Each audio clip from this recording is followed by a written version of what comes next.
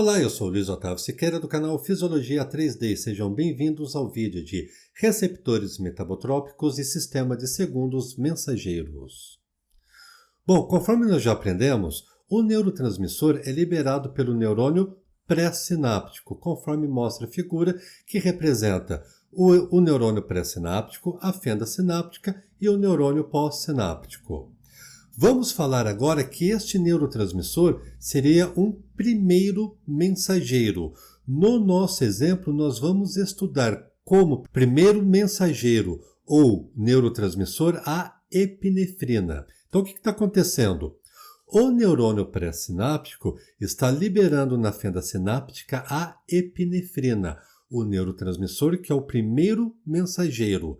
Sabemos que este primeiro mensageiro, a epinefrina, será reconhecida por receptores pós-sinápticos.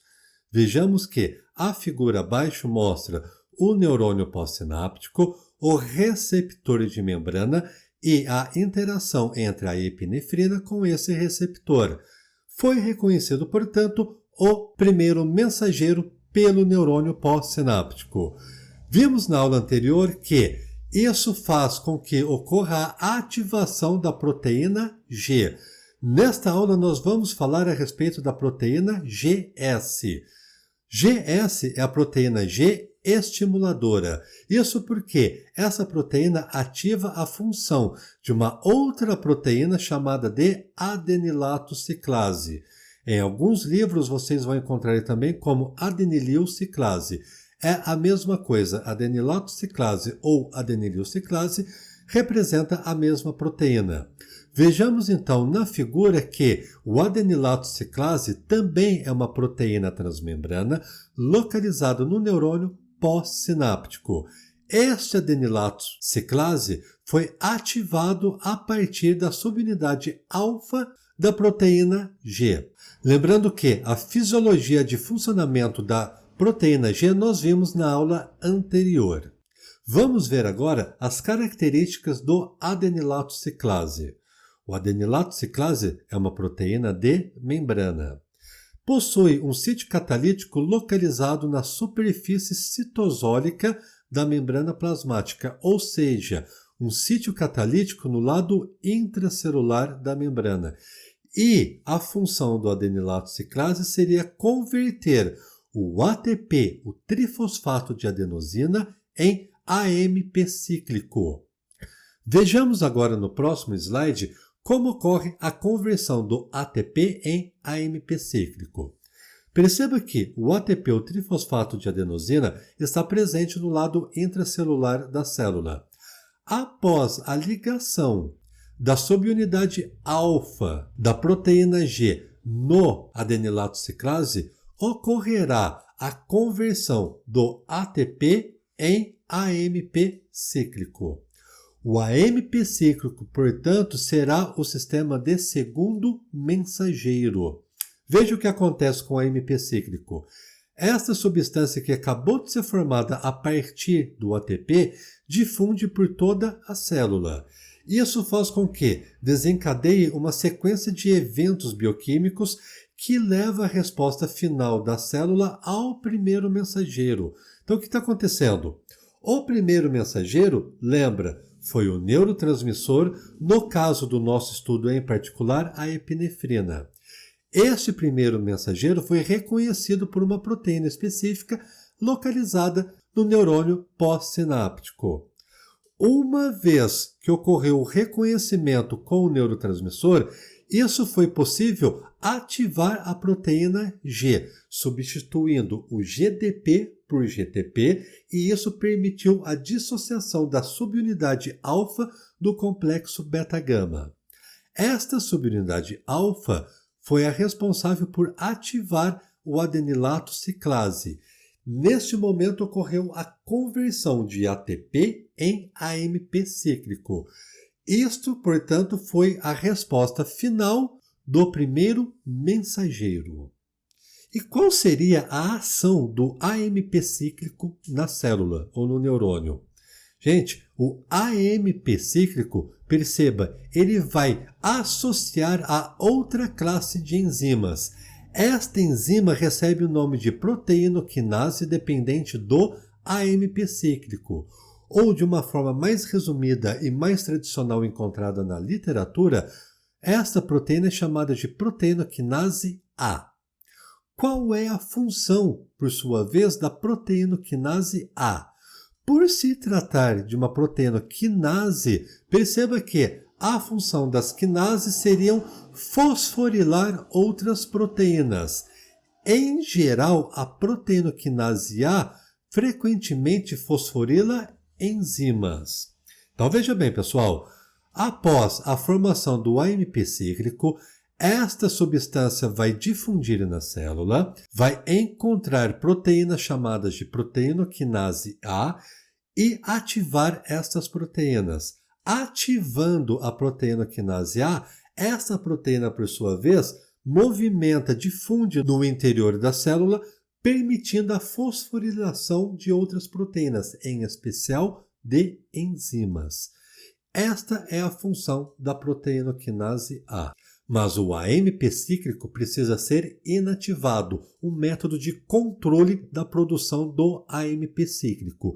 Neste momento entra em ação uma outra enzima chamada de AMP cíclico fosfodiesterase.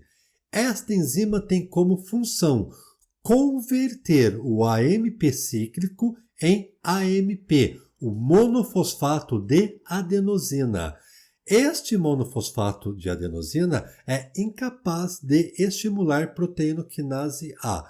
Vejamos isso. O AMP cíclico fosfodiesterase é uma enzima que, em contato com o AMP cíclico, vai converter esta molécula em AMP, monofosfato de adenosina.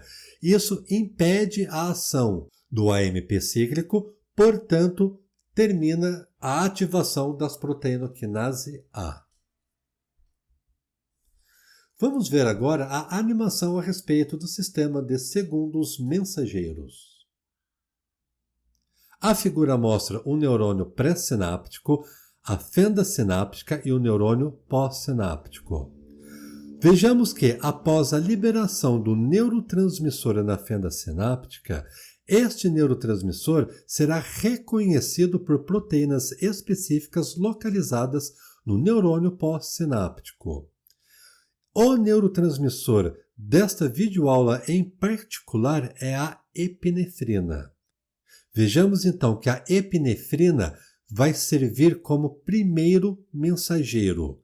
Esta mensagem ativa o receptor específico do neurônio pós-sináptico.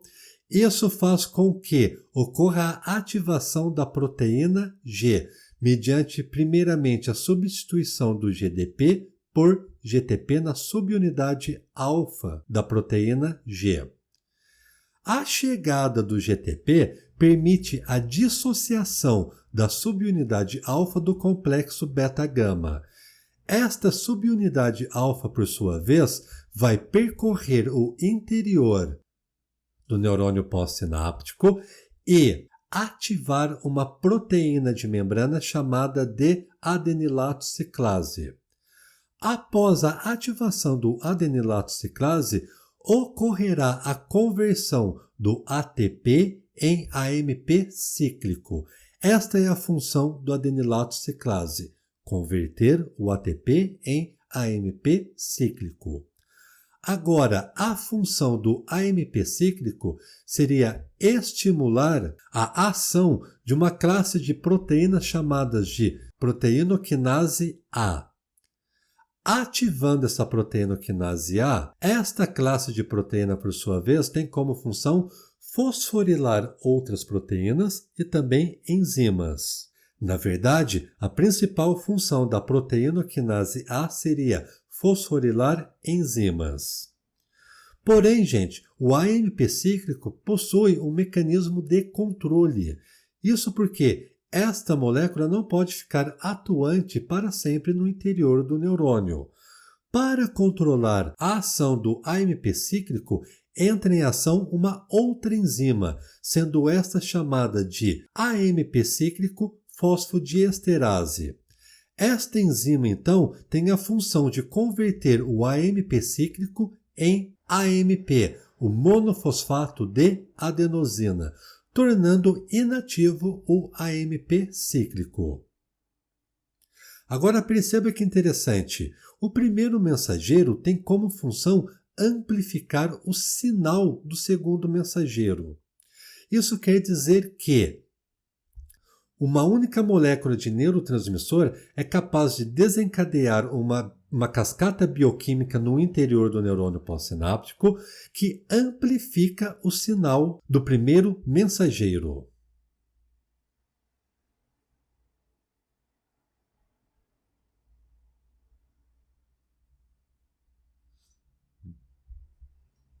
Vamos rever a animação do sistema de segundos mensageiros.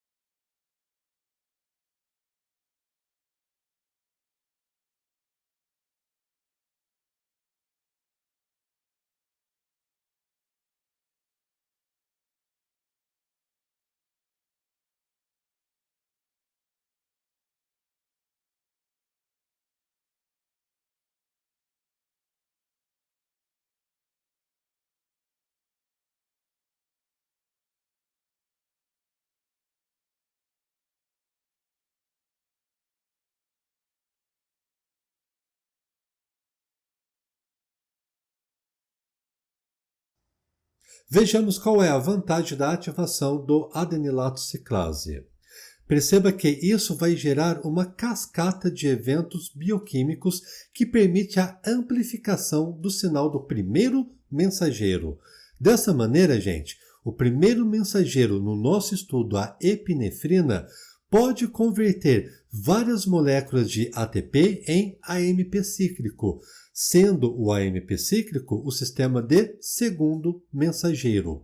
Este segundo mensageiro, por sua vez, pode ativar várias proteinoquinase A. Aprendemos que a proteinoquinase A tem como função fosforilar proteínas e enzimas. Isso faz com que cada enzima fosforile até 100 produtos finais. Veja então o sistema de amplificação de um neurotransmissor, uma epinefrina, um primeiro mensageiro, pode ocorrer a fosforilação de até 100 produtos finais. Amplificação extremamente grande. Esta é a principal vantagem do sistema de segundos mensageiros. Pessoal, espero que vocês tenham gostado do vídeo, tenham compreendido os conceitos e siga com a gente porque em breve teremos mais vídeo a respeito desse assunto. Muito obrigado por assistir o meu vídeo e até o próximo!